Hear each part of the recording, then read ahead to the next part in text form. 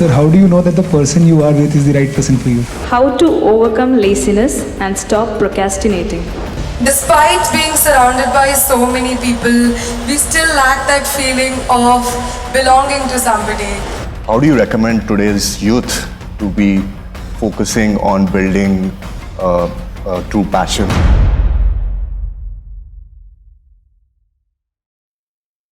Being a college student, we live in dorms and hostels, and we're surrounded by people day in and day out. And with people comes opinions and ideas.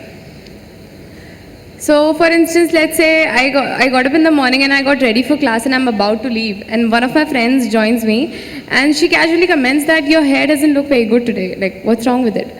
So some of us are of the type that we'll rush back to our rooms and just fix it somehow. That might even mean that we're late for class. But let's say I didn't even do that. But that thing would keep going in my mind, like throughout. I would be in the class, but I'll be thinking about my hair. So it is others' opinions and ideas have a very deep effect, although it varies from person to person, the amount of effect it has. But how do we take the good out of it and still not lose our individuality and uniqueness in the process? Now, in this world, more money, probably 10 times or even 100 times more money is being spent on hair products than on the brain products. So it looks like a whole lot of people don't care what is inside, they only care what is outside. So, for those people who are in a certain state of their life where they need to intensely focus on something, very intensely, where they need undivided attention to achieve what they want to achieve, normally we shave their heads, you know, so that they don't have to stand in front of the mirror every day. See, I don't have to stand in front of the mirror, every day I look the same. So I don't have to check how am I looking today.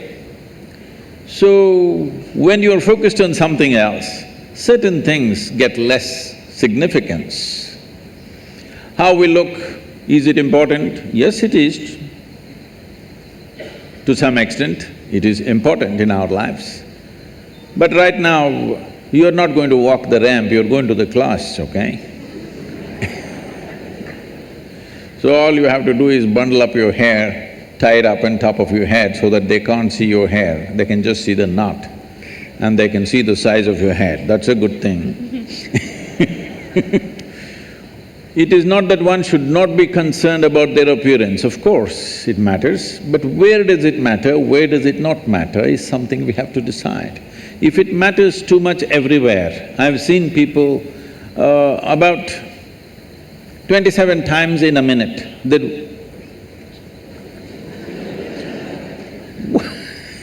if you're adjusting your hair half the time in your life, what the hell are you going to do of any significance? I'm not saying you should not have hair, I'm not saying you should not keep it well, but if you are so concerned about your appearance, obviously you're a bit empty inside. There's some more stuff within you. You wouldn't be so concerned about your appearance. Taking care of our appearance to a certain extent is important. Well, if you're going into the films or you're a model or something, you have to take care of it much more, maybe. But for an engineer, if you're presentable, it's fine, huh? It doesn't end at the appearances. It's about the general opinions of life and about ourselves. Let's say anything about us that they have, that people have, they somehow Whatever affect kind of us. opinions. Maybe behavioral traits, like somebody tells me,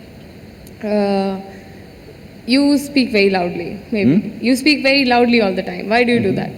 Maybe, I mean, it hasn't happened with me, I'm just giving an example. So, how do we take… like, I was it's a about very to tell you your casual trousers are comment. torn, but I didn't tell you. There was a time when I lived in denims, nothing but denims, okay? Only Levi's. And because of motorcycling and all kinds of things, they would get torn. We had to get it from United States, otherwise they were locally not available in 60s. So we used to patch it up, but now people are tearing it up and then wearing it. So obviously the message is you don't care a hoot what other people think about you. Let that come into every aspect of your life, you don't really care what other people saying about it. That's the idea, isn't it? The idea of tearing up a new pant and walking is, you don't really care, but that's not the truth with a whole lot of people. How is it torn? Your pant is torn better than mine. So we've gotten into this mess essentially because we have not delved into what this is. There is no profound experience of yourself.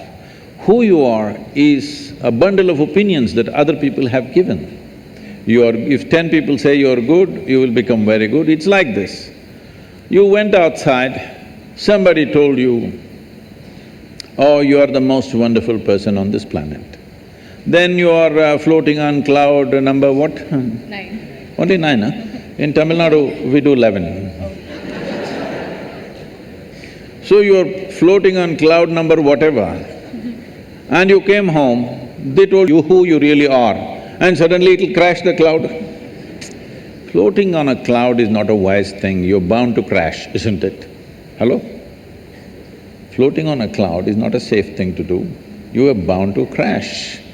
So, whatever this floating on cloud number whatever is not a good thing because somebody blows you up.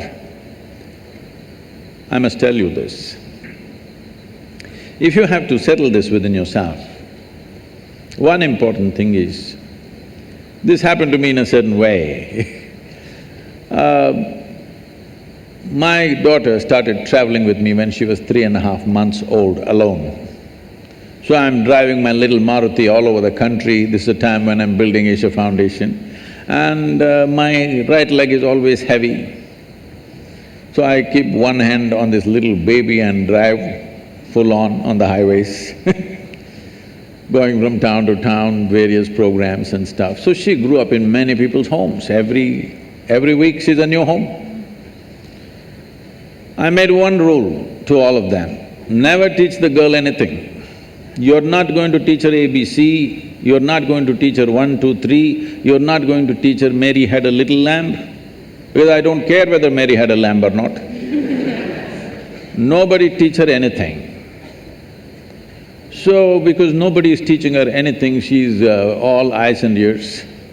By the time she's 18 months, she's speaking 3 languages very fluently. Nobody taught her anything. I said, no rhymes, no 1, 2, 3, no ABC, nothing. She grew up like this and I wouldn't have sent her to school, but my schedules were crazy, plus no company of that age group around, she's the only girl. So I put her into school.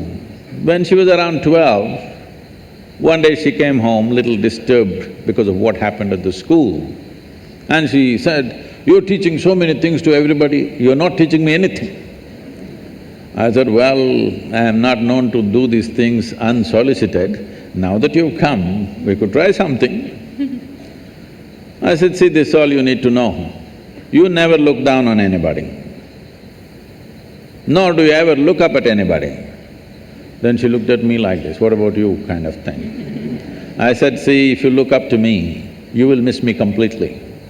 If you look up to me, what will you do? You will take my picture and nail it into the wall.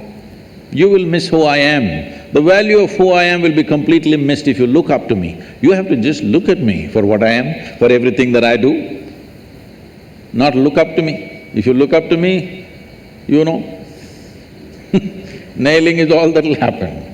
So this is a simple thing, never look down on anybody, never look up to anybody. As simple as it sounds, this means you have no judgment in your head as to what is good, what is bad, what is high, what is low, what is virtue, what is sin. You're willing to look at life just for what it is. If you see life simply for what it is, you will effortlessly navigate through life. All these things will not even be an issue in your life. So now I have a very trending question that everyone wants your perspective on. Sir, how do you know that the person you are with is the right person for you? Whoa, popular, huh? I'll tell you a joke. Can I tell you a joke? Sure. Because you're in the clothing. That is why I'm said like this. That is why I'm said like this. It's good you asked the question before the event. It once happened. Shankaran Pillai was at the family dinner. And when everybody settled down for dinner, he stood up at the table and announced, "I am going to marry Lucy, who's just across the street." I hope that's not the name. No, it is. Then the father said, "What? You going to marry Lucy? She has nothing. She's like a tramp. You're going to marry that Lucy?" Mother said, "What? You're going to marry that Lucy? She has no inheritance, she has no family." The uncles always pitch in these kind of matters, you know. Uncle said, "What? You're going to marry that Lucy? Have you seen her hair? It looks fake." The aunt, "What? You're going to marry Lucy? She's always painted. You're going to marry that painted woman?" The little boy, the nephew, can't be left out. He said, "You're going to marry Lucy, she doesn't even know what is cricket. How can you marry her?" Shankaran Pillai stood his ground and said, "Yes, I'm going to marry Lucy." Everybody asked in one voice, "Why?" He said, "Because she has no family." There are no many opinions to battle with. So, who is the right person? I don't want to take away all the romance from your life. But let me tell you this, there is no right person on this planet. If you put your heart into something, something may become wonderful. Is it the right thing? There's no right thing. Nobody ever found the right person anywhere, okay? If you get into that kind of unrealistic mindset, "I have found the right person," oh, you will be soon disappointed. You must understand, there is no right person. First thing is to see whether I am the right person. Yes, am I the right person? Instead of seeing, is this the right person? Am I the right person, first of all? And there are no right people on this planet. If you understand, you have your nonsense, they have their nonsense, we can adjust nonsense. Go on. We must understand relationships are formed for various needs. There are physical needs, there are psychological needs, there are emotional needs, there may be social needs, there may be financial needs, various kinds of needs. So when you're going to somebody with so many needs, you're going as a beggar, and a beggar cannot choose. Hello? Beggar eat what comes his way, isn't it? He cannot choose. So, if you really want to make a choice in this world, first and foremost thing is, you bring yourself to your place. I'm again going back to the same thing, where your experience of life is just pleasant by yourself. You're wonderful. Now, let us see what gets drawn to this one. If you're really wonderful, things will happen in every way, I'm saying. In terms of career, in terms of marriage, in terms of relationships, the best will happen to you because you made yourself like this. Instead of trying to work on somebody and fix them, if you work upon yourself and make you so wonderful that everybody wants to be with you, then there is a choice. Right now, when you're going out of your compulsive needs, you are a beggar. Beggars should not choose, they must eat what comes their way. And this whole thing is an American thing, that there is a soulmate somewhere. God made just one more person just for you. But these days, every 2 years, he keeps making one more person just for you. Obviously, God is making too many mistakes with you. Now, this soulmate business, first of all, I don't like to use that word, but now you uttered the word. See, body needs a mate, understandable. Maybe psychologically also you need a mate, understandable. Emotionally you need a mate. A soul cannot need a mate. Even if your soul needs a mate, it needs evolution, isn't it? So soul doesn't need a mate, nor was some person made perfectly for you, okay? This creation makes all kinds of unique idiots. If you understand you are one kind of idiot and the others are different kind, you will understand their nonsense because you know you got your stuff. If you think you're perfect and God has chosen you and He's made another person perfect somewhere else, you're heading for a disaster, okay? There's no such thing. Even, people today, after 5,000 years, people are still adulating and worshipping Krishna as the greatest lover, but his wives are dead unhappy with the guy. Yes. So, you're not going to find any perfect person. If you invest a deep sense of involvement, something wonderful may happen. It's because of your involvement, not because the other person is fantastic. No. Even if you choose a fool, actually it's easy that way. If they're not stupid, why would they come to you first of all? No, I'm just being nasty. So, even if you choose a fool, it doesn't matter. If you involve yourself, it can turn out very beautiful. You chose the smartest person in the universe, it could be a disaster.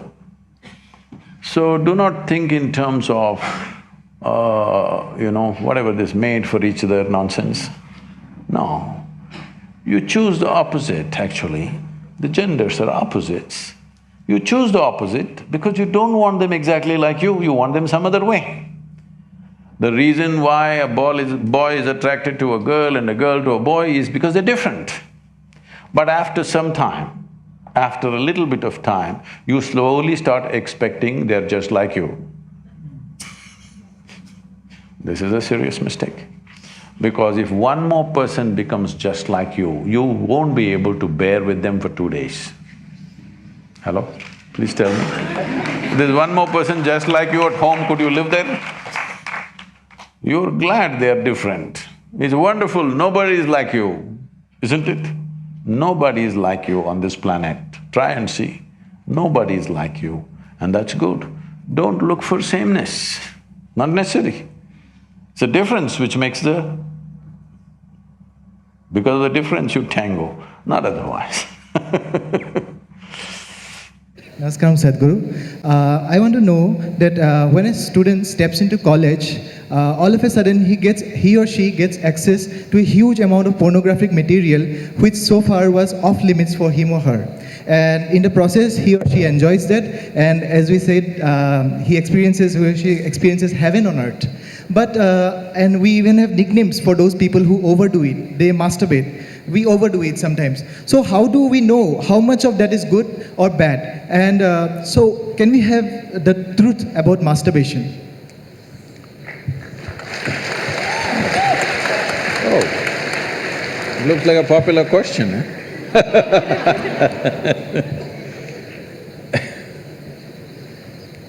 See, we have a biology, we cannot put it under the carpet, it's there. It's best we address it for what it is. But right now the problem in the world is, because certain religious institutions in the world took this attitude that the very biology of the human being is wrong, because of this, culture started hiding it under the carpet. Well, in this culture we never had it, but after the British came and left, we became more prudish than the British. But before that, if you look at our temples, all the outside temple art is all pornographic, if that's what you want to call it. But we don't call it pornographic, we are only talking about the various dimensions of human biology. Because we don't see it as wrong, but we see it as the periphery of life. If you stay there only, you will stay on the physical dimension forever, you will not explore anything else. So in the temple, always it's the periphery. You are supposed to look at that and understand it's the periphery of life and try to make an attempt to go deeper, but at the same time not to be in denial of it. Not to glorify it or not to be in denial of it is the most important thing. But in your college, watching these things on the whatever, your internet or whatever, people tell me that somebody told me, I don't know if these percentages are correct. When I was asking, what is the content? I was trying to understand the internet and its content. What is the real content on the internet? They're telling me, you should know, they're telling me 70% of the content on the internet is pornography. Is it so? Is it so? You must be the expert.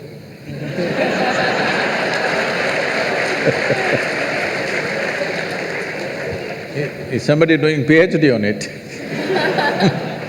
They told me 70%. I said 70% is unreasonable and sick levels of pornography. If it occupies a small percentage, it's okay. 70% of a technological platform which could do millions of things, unfortunately is pornographic. Just biology of life.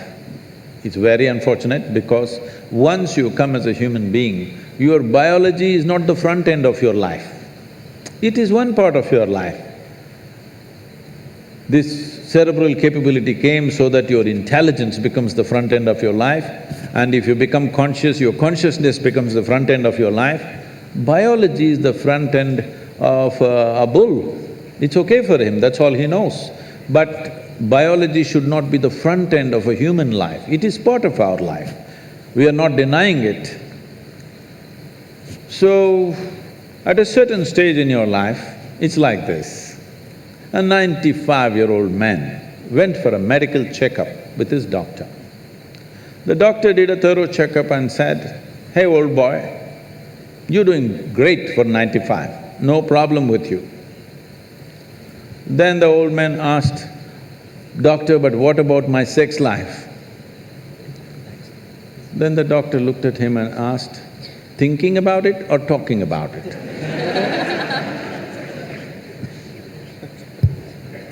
So at different stages of life, there are some times you only think about it and talk about it, there are some times you indulge in it. These are passing phases of life. How much of it is needed for you, you are the best judge. But at the same time, you came here not to explore your biology. At least you should have gone to MSc in biology. You shouldn't be wasting your time in a technological institute exploring biology. Does it mean to say you don't have biology, you don't have biological needs? You have, it's fine, but it must be on the periphery. It should not become the core of your life because it will reduce you in the sense a creature which was purely biological evolved into a place which has an intelligence of its own beyond its biology. See, animal intelligence works for its biology alone. How to get its food, how to get its mate, this is all its entire life is. If human intelligence also functions like that, you are bellying the evolutionary process. You are seeing how to go back, take the evolutionary process backward, not necessary. This does not mean you do not have a body, body has its needs, as there is physical hunger, so there is sexuality. You have to address it in some way, but to what extent is your choice, but definitely it should not be the front end of your life because you're rolling back evolutionary scheme of putting your intelligence and consciousness in the front. Instead of that, you're putting your biology in the front. How to overcome laziness and stop procrastinating by Girish Nathan. Oh.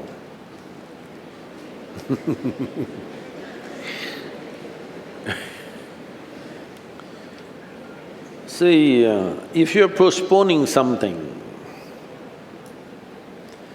you're obviously doing something that you don't want to do. If there is something that you really want to do, will you postpone it or prepone it? Hello? Do you see somebody is waiting for someone they badly want to see? Only 10 minutes. In the 10 minutes, they will look at the watch 25 times. Why? They want to prepone it. You're doing something that you don't want to do, so you want to postpone it. I'm asking, why the hell are you doing something that you don't want to do? No, because if I do this, I will get that, I will get that. That's not the point. There's nothing to get in this life. There's really nothing to get in this life. Either you lived this life in a profound and intense manner, or you did not. What will you get in the end? Huh? If somebody dies in the agricultural college, do they bury them or fire them? How is it? What's the tradition? Burying is good for agriculture because human beings make good manure. So in the end, what will happen to you and me? They will either bury us or burn us. That's all will happen in the end. You think something else, they'll give you a prize? Nothing will happen in the end. Only thing is the process of life. How wonderfully did you live? That's all there is. So if you are doing something really wonderful, do you want to prepone it or postpone it? Huh? Prepone only. So you must find what is it that you really want to do. If you find that one thing, you will always prepone everything, not postpone. Despite being surrounded by so many people, we still lack that feeling of belonging to somebody, being accepted by somebody, being loved by somebody. How should we deal with that discontent and loneliness? On one level, many questions are aimed towards, how can I be free from this and that? Another level, you are asking, how can I bind myself to something or somebody? You must decide. What is the highest value in your life, freedom or bondage? Please, I would like to hear that word. Oh, freedom. But if you are free, you feel lost. If you go into the mountains and you're totally free, that is, nobody around, nothing around, you just in the empty space of the mountains, you don't feel free, you think you're lost. So to handle freedom, it needs a certain clarity and strength. Most people cannot handle freedom. They are always trying to bind themselves, but only talking, mouthing freedom all the time. If you really set them free, they will suffer immensely. So this is an evolutionary issue. In the sense, human beings are right now like this. A caged bird, if you keep a bird caged for a long period of time and then one day you took off the door of the cage, still the bird won't fly. From inside it'll protest that it's not free, but it'll not fly. Human condition is just that.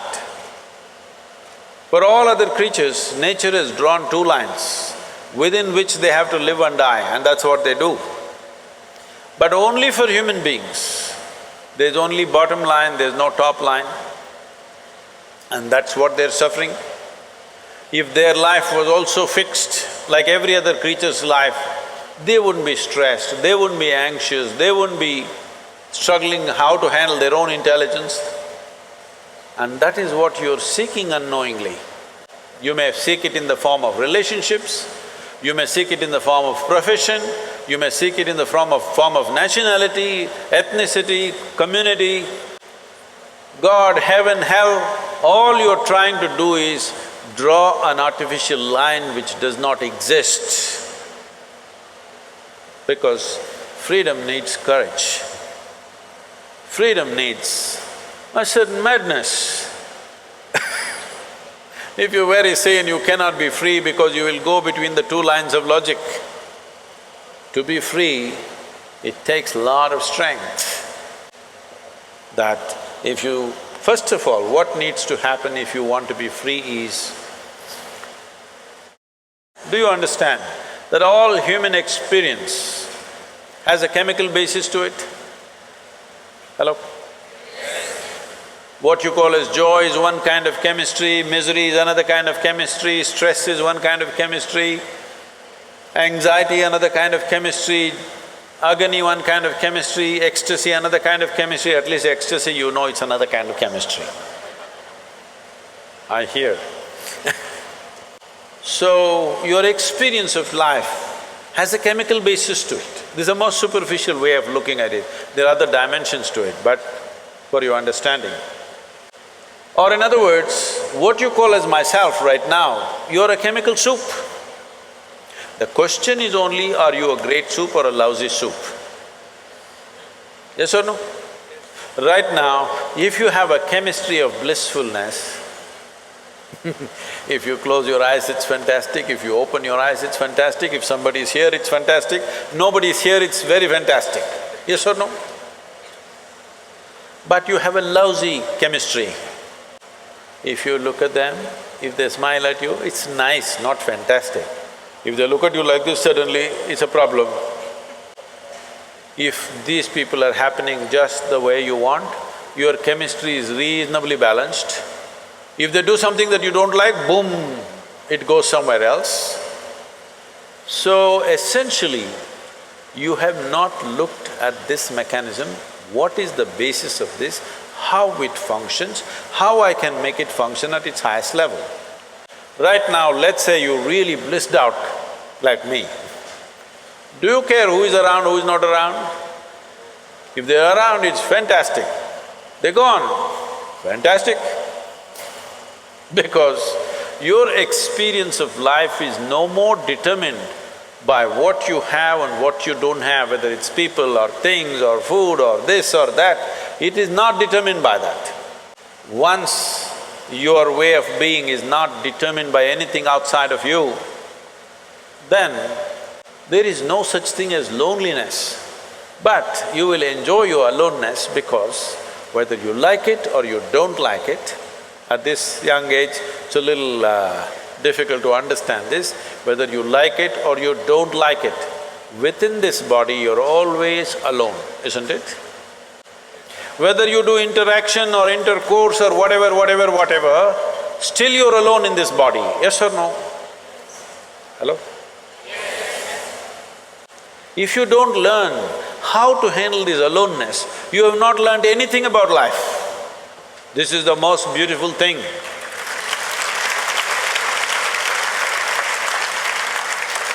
The most beautiful thing about life is, nobody can get here, it's just my space. Yes or no? Isn't this the most beautiful thing? Nobody can invade me. They can capture me, they can torture me, they can do so many things, but they cannot invade me because I have a space which is just my own. Isn't this the most wonderful aspect of your life? Don't suffer that. That is the most beautiful thing. What are those songs, popular songs? Pining for somebody. Without you, I cannot exist. Most of the songs are that way nowadays. Sing one song, no? Older ones, older I'm ones. horrible at singing. Huh? I'm horrible at singing. Just tell me the words, I will sing. I think… Say it on the microphone. हम तेरे बिना रह नहीं सकते, तेरे बिना क्या वजूद मेरा। You saying it to me? Okay, I got it. Sri Ram is a singer. Sri Ram, that song, what is saying? हम तेरे बिन अब रह नहीं सकते, तेरे बिना क्या वजूद मेरा। See, all the boys must learn songs like this, otherwise you can't floor the girls. But the girl should understand the guy has a need and he's doing this, it's not really true, but let's enjoy the game right now. Because what we do is just a certain… it's a certain game, life is, because it comes to an end. But the important thing is, how are you within yourself? If you are here in such a way that you are only driven by your needs, you will live a very meager life. But if you can sit here without any need, but you will do whatever is needed, then you will live a magnificent life. It's my wish and my blessing.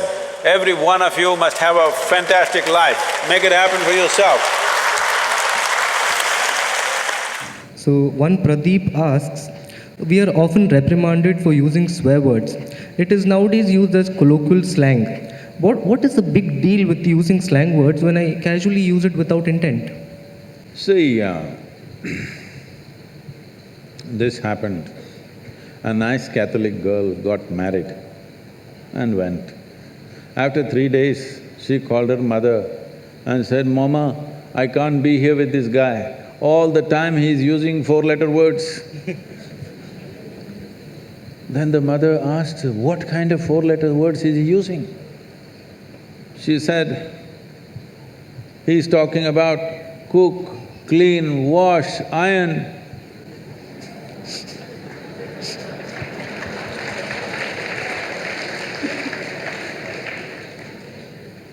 So, what is wrong in using words? Essentially, what you're calling as swear words is largely today, we have our own swear words which are very generic to our languages, and some are vulgar, some suggest certain intentions, some refer to our families, and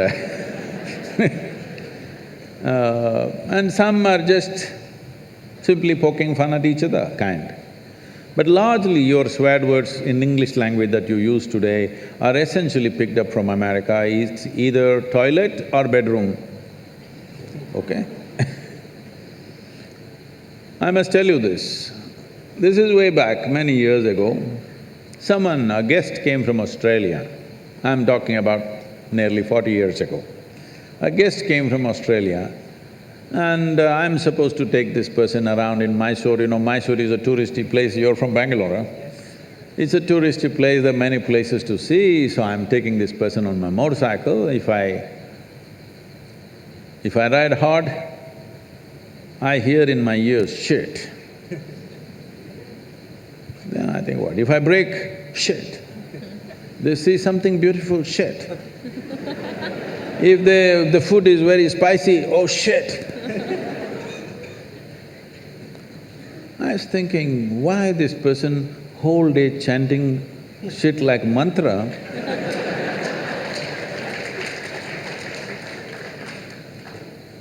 I thought maybe constipated, trying to invoke. Because what should be done in the morning, whole day, why are you dragging it through the day, you know? Then I observed, they're getting angry, shit, and they become little calm. Oh, then I thought, oh, it's working for them, I should not disturb this, because I don't believe in disturbing anything that's working for anybody. If it's working, let's leave it. So I just thought through this. See, we have looked at the whole science of uttering sounds in a powerful manner, what it can do to your consciousness, what it can do to your body, what it can do to invigorate your energy, many aspects of this. And then we say, Shiva. With the necessary preparation, if I make you utter this one sound, you don't have to believe in any god or anything, just the sound. It'll blow your brains out. I can show you this. Then I thought, shit, Shiv. Oh, we arrived at it scientifically, they somehow got it.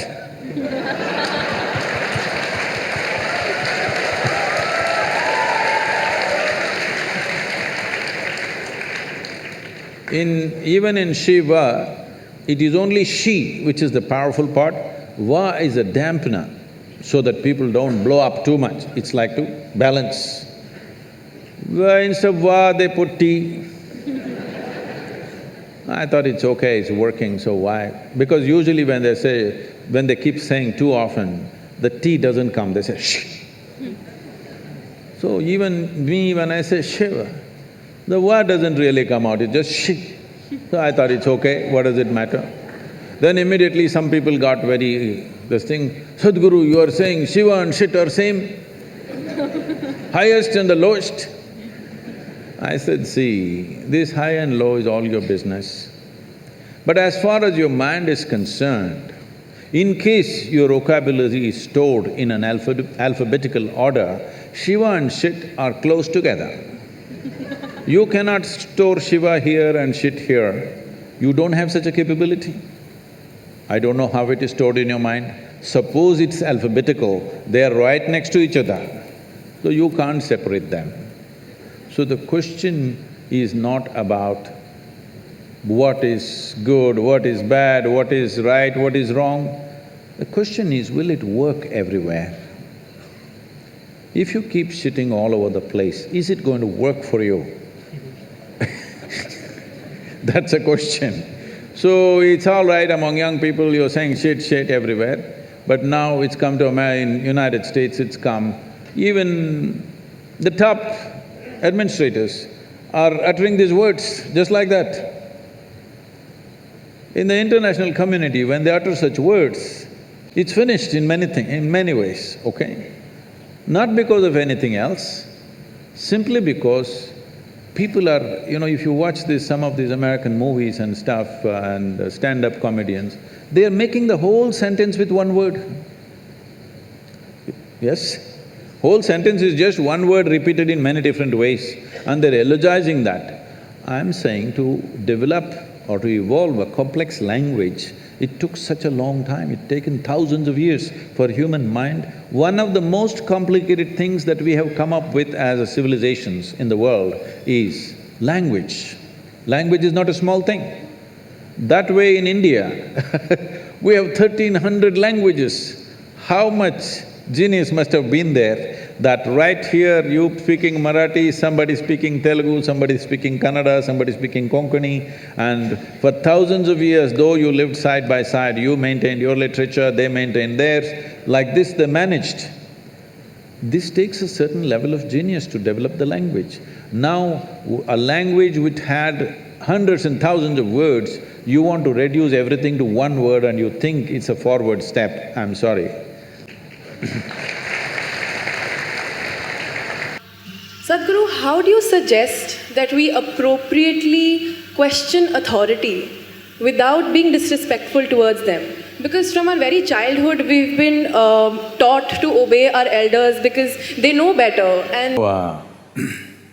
See, respect, you use the word respect. We never ask questions, only the Indians were asking questions all the time. I said, that is India. So, one of the questions that keeps popping up in everyone's mind is how do you define the clarity of purpose in your life? And that's something that you've probably been asked multiple times before, but this is something that we still struggle with. And we easily get influenced by people around us and get distracted from what we truly are passionate about. How do you recommend today's youth to be focusing on building true passion and also developing a clarity of purpose in life?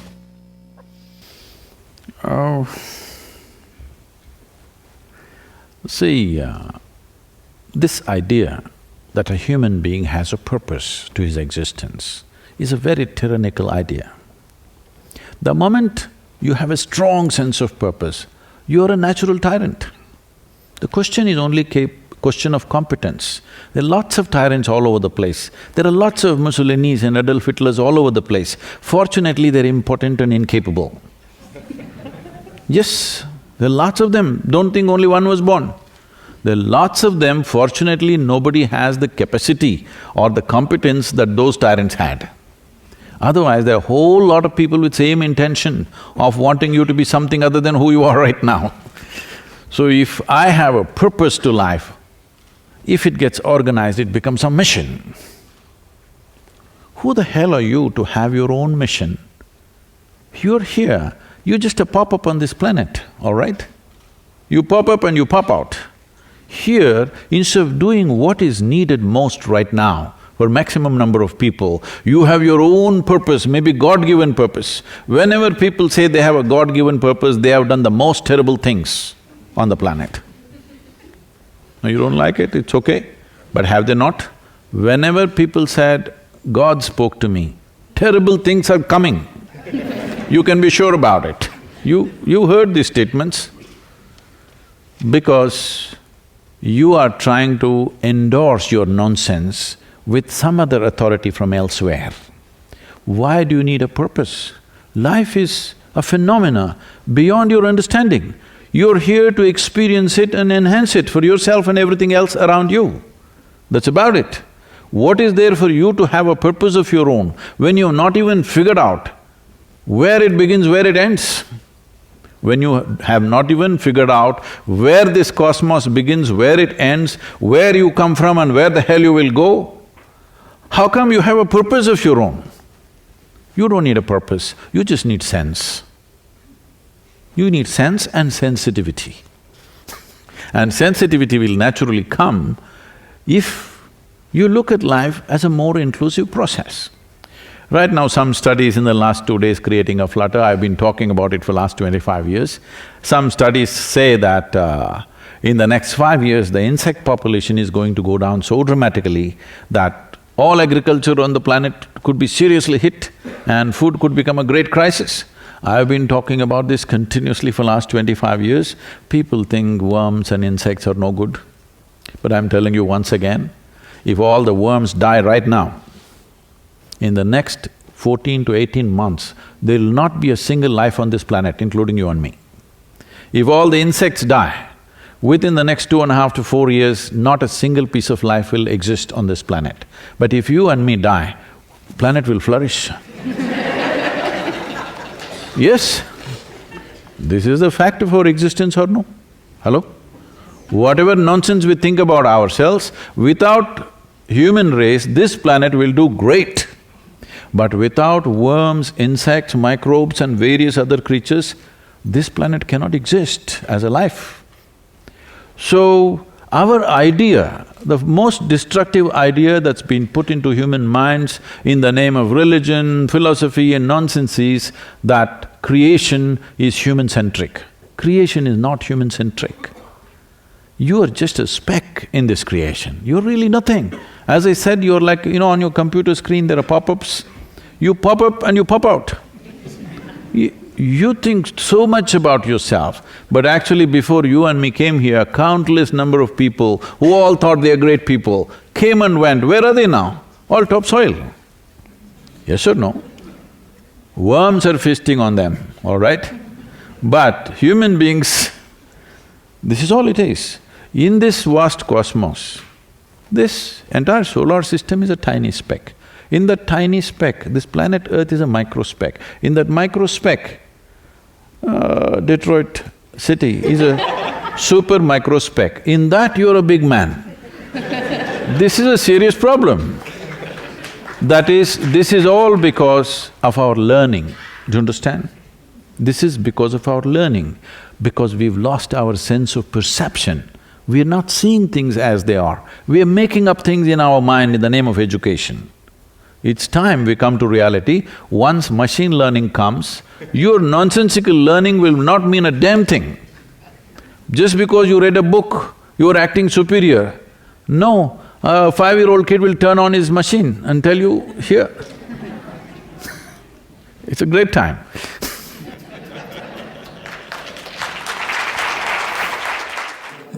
Hi, my name is Abhirami. And I'm pursuing my first year in Bachelor's in Computer Science here at CG. So my question is, all of us here have been through more than 15 years of education, but I haven't found an application or use for many of the things I've learned. So why do I find some of the things I learned pointless?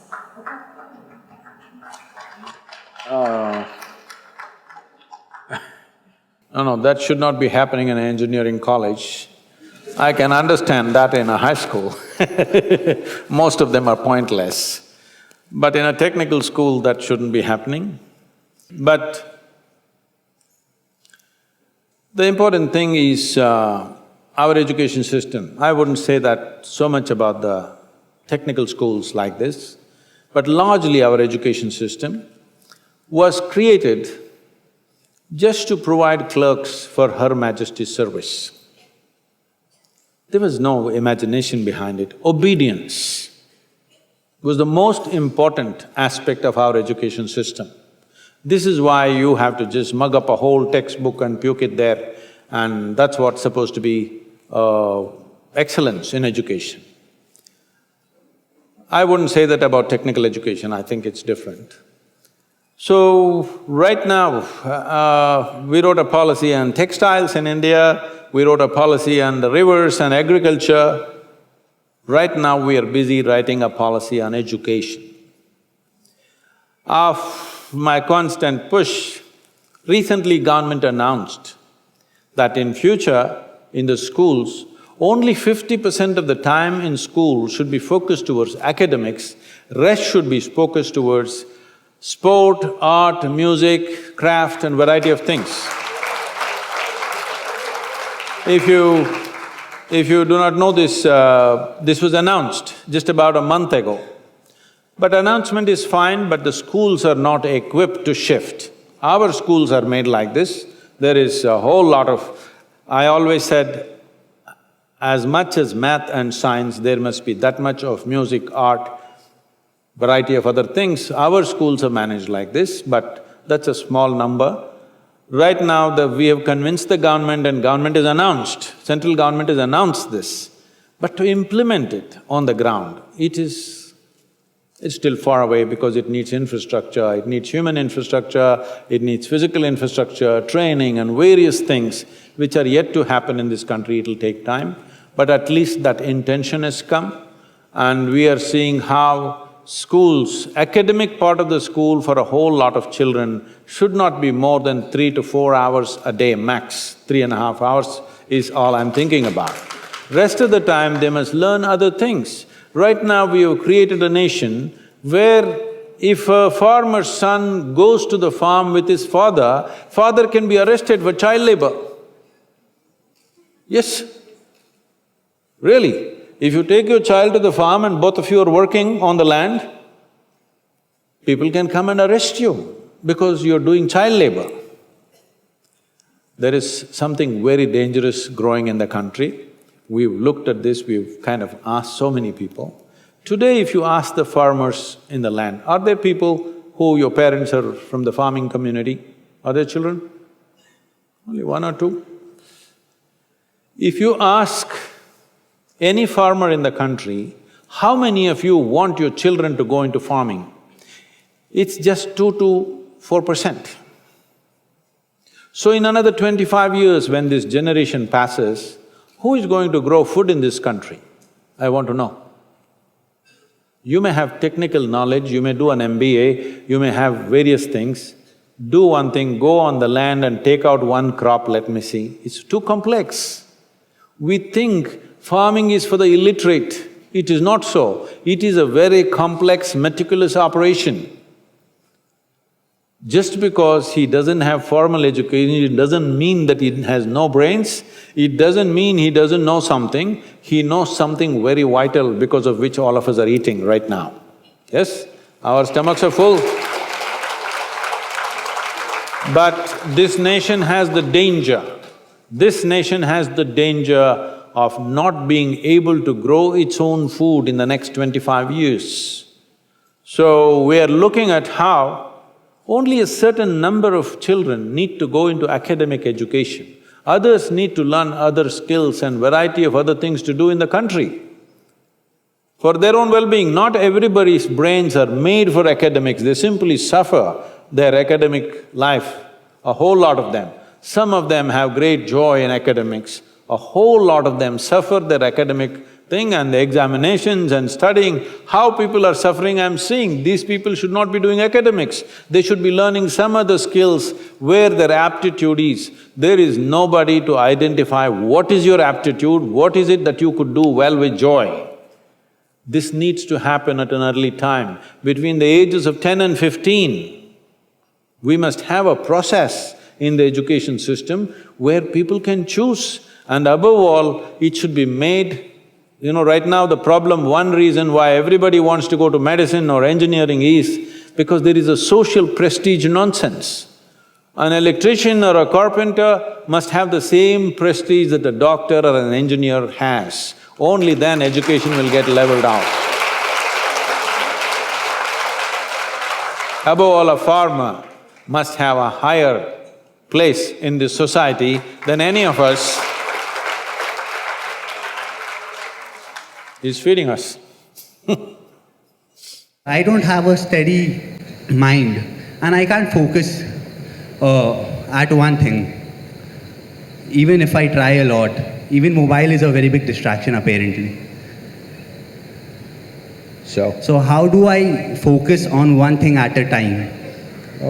I fear that if I give too much time to one thing, I might lose or lack in other things. See,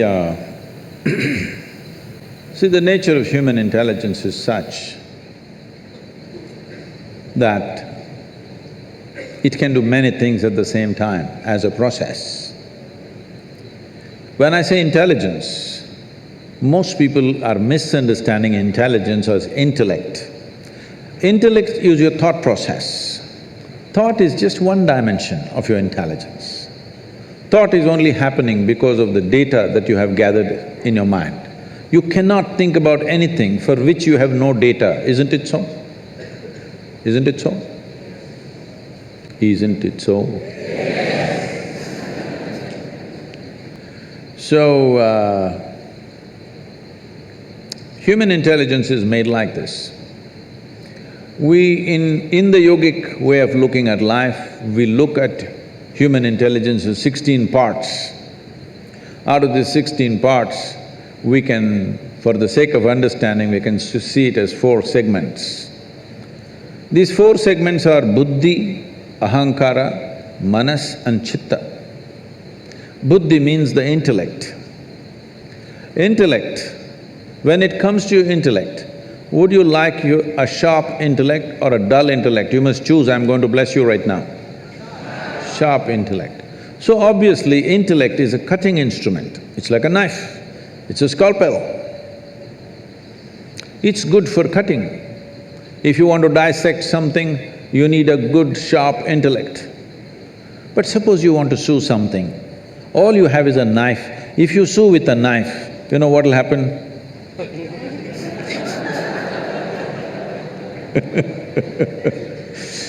You will leave everything in tatters. But right now, this is the way we are going about because our education systems are focused just purely intellectual basis. This is a cutting instrument. If I want to really know you, shall I dissect you? Hello? I want to know you, so shall I dissect you? Well, some of you in your maybe pre-university studies, you dissected a frog and you were very excited how the heart was beating. The frog was not excited, believe me. It was looking at you, what's wrong with you? Yes or no? So, intellect is a certain instrument. It is a cutting instrument. It can be used for certain aspects of life. But unfortunately, we are using it all pervasive because other dimensions of intelligence have not even been touched. The next dimension of intelligence is called identity. The next dimension of the mind is called identity or the ahankara. Identity means, depending upon what you're identified with, that's how your intellect will function. This is a knife in the front, this will always try to protect what you're identified with. You say, I'm a woman, it'll try to protect your gender. You say, I'm an Indian, it'll try to protect your nationality. You say you're some religion, it'll try to protect that. Whatever is your identity, your intellect is always working to protect that identity. So how we establish this identity consciously is a very important part of education which we have completely ignored today, for which we are paying a huge price. In the traditional education, from 0 to 12 is balavastha, that means just to play, eat, sleep. so that the body and the brain should grow till they're 12 years of age. You should not try to teach anything, extract anything. From 12 to 24 is focused learning. This is called as brahmacharya, discipline of how to learn. Learn is not just learning other disciplines, but above all, learning about the nature of my own human mechanism, my intelligence, my different faculties, how they function, because if I don't understand this, I cannot really apply myself into anything. So, we always establish this. You might have heard of this, there is something called as Aham Brahmasmi at the age of 12. This is taught to a child. Before we initiate a child into education, first he must take a universal identity, that my identity is the larger universe. Maybe today I'm an Indian, maybe today I belong to this religion or that religion, maybe I belong to this caste, clan or whatever, but my larger identity is with the universe, because education was seen as an empowerment. We don't want to empower you when your identity is narrow, because all the crime on the planet, all the corruption on the planet, all the horrendous things that people do to each other is only because of limited identity, isn't it? I can do it to you, but I can't do it to myself because this is me, isn't it? I can't do it to my own child, but I can do it to somebody else because this is mine and that is not mine. So before you are empowered with education, which is seen as a powerful tool for life, first thing is take a universal identity. Unfortunately, we've neglected. Because of this, today if you see, the cutting edge of technology and science always goes first for military use. Yes or no? So how to kill people, how to dominate somebody, how to destroy somebody, this is where our knowledge is going, simply because we did not establish a universal identity before education came to people. So the third dimension of your mind is referred to as manas. Manas means it's a silo of memory. When I say memory, it's not just what you remember, your entire body is memory. There is evolutionary memory here, there is genetic memory here, there is karmic memory here, there is articulate and inarticulate levels of memory, conscious and unconscious levels of memory, various dimensions of memory. We identify 8 different forms of memory. Right now, you may not remember how your great-great-great-grandfather looked like 10 generations ago, but his nose is sitting on your face. Body remembers, yes or no? Body absolutely remembers everything. So this memory is the basis of your intellect. If we take away the memory or de-link the memory from your intellect will become without activity. This is one important dimension of yoga that we understood, that if you want to continue the knife analogy, the intellect is like a knife. The hand that holds the knife is identity. Knife is useful or dangerous depending upon, not on the knife's quality, but the hand which holds it, isn't it? If you're identified one way, this knife will poke you. If you're identified in a different way, this knife can save your life. So the same knife every day saves lives and sometimes takes lives, depending upon who holds it or which hand holds it. So we de-link the manas with the intellect. Now, intellect simply there, without intention. So essentially, yoga means this, to build an intensity within you without intent. Right now, I want to become an engineer, I want to become rich, I want to make money, I want to be this, I want to be that, you become goal-oriented. This is the fundamental flaw in the education system, we become goal-oriented. Because we want to get there, we're doing all this, we are like circus monkeys. Circus monkeys are like this, you show a banana and say, you do all those tricks, I'll give you a banana. So it will do all the tricks, banana. No banana, you will simply sit there. So, once you become human, you should not behave like a circus monkey. It is not because of a carrot and stick that you're driving yourself, because you're seeing that what you're doing is of some consequence to you and to the world around you. That's why the action. So if you de-link the knife and the hand and the silo of memory, then your intellect will shine with sharpness. It will not be rusted with memory, it will shine with sharpness. See, it's like this. There are some people who are when you go to restaurants you will see, and maybe in some homes also, you ask them to cut a mango, they will use the same knife with which they've cut onion and they cut the mango and give you. You can't keep it in your mouth, the sweetness of the mango is gone. If the residual impact of whatever the knife has touched is there in it, slowly it will lose its purpose, isn't it? The same goes for your intellect. If the memory sticks to your intellect, after some time, it'll become a useless intellect because it becomes a highly prejudiced intellect. So, the entire yogic system is about this, to dissolve your identity and simply sit here so that your intellect will shine like a razor without any intent. Intensity without intent, if it comes into your intellect, you can do 25 things at the same time, just like that, okay?